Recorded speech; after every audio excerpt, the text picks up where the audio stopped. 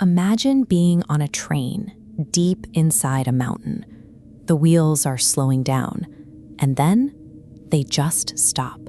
Complete darkness. But there's no crash. There's no derailment or massive explosion, just silence.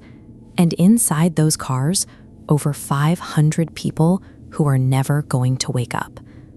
When we think of history's deadliest train disasters, we usually picture twisted metal and violent destruction. But the tragedy of Train 8017 was different. It was defined by absolute, terrifying quiet. To understand how this happened, we have to go back to the winter of 1944. Southern Italy was caught in the crossfire of World War II, and the local towns were starving. With supply lines cut, civilians took matters into their own hands. Every night, hundreds of desperate people would sneak onto freight trains, riding them illegally through the freezing Apennine Mountains to smuggle and trade for basic food. People like Maria. She was a mother from Naples, traveling with just a small bag of salt that she hoped to trade for flour. She told her children she'd be home by morning. On the evening of March 2nd, Maria and hundreds of others climbed aboard Train 8017 leaving Salerno.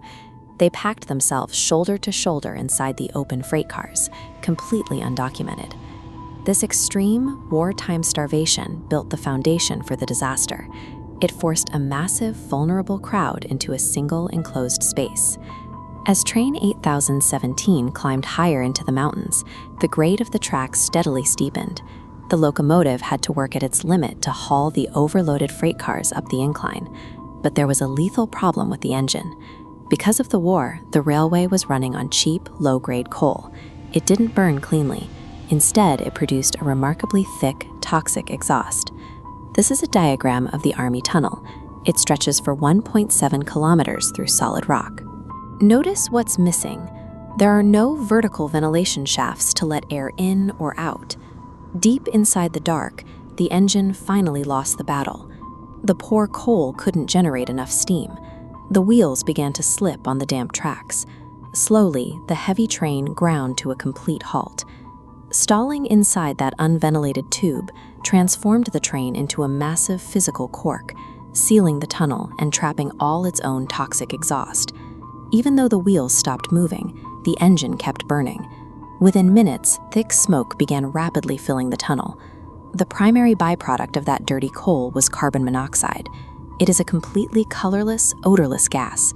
It displaces oxygen in the bloodstream, but it doesn't trigger your body's choking reflex. Your brain simply thinks you're getting tired. The gas moved methodically from car to car. There was no panic.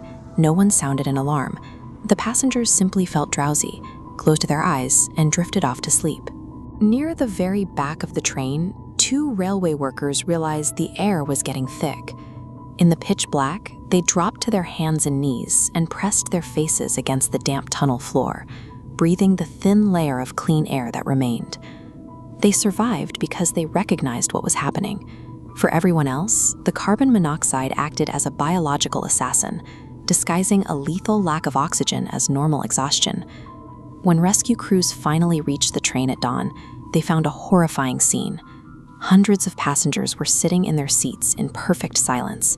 Many were still clutching their bags, looking as though they were just asleep. In the engine cab, the crew, including a young fireman named Giuseppe, were found dead at their posts. They had stayed at the controls, watching the steam pressure gauges drop until they passed out. The official death toll was listed at 426, but modern historians believe the true number exceeded 600. Because so many people had boarded illegally to smuggle food, there was simply no official record of them. The victims' own desperate need to travel unseen made it easy for the government to blur the true scale of the tragedy.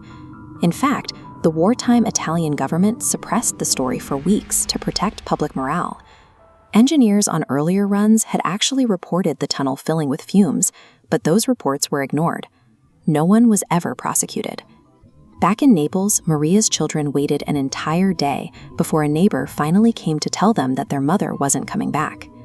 For decades, there was no memorial in the town of Balvano, and the Armi Tunnel itself was never closed. It is fully operational right now.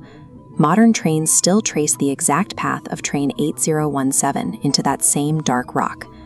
Governments can easily erase records and vary warnings, but the physical spaces where history happened remain. If this story stayed with you, press like.